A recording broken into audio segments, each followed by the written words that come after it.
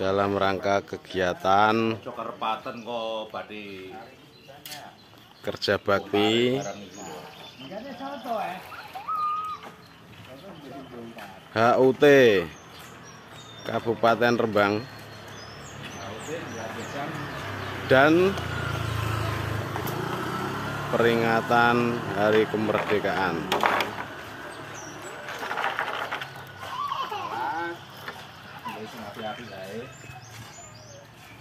Terutama ini lur, yang paling monggo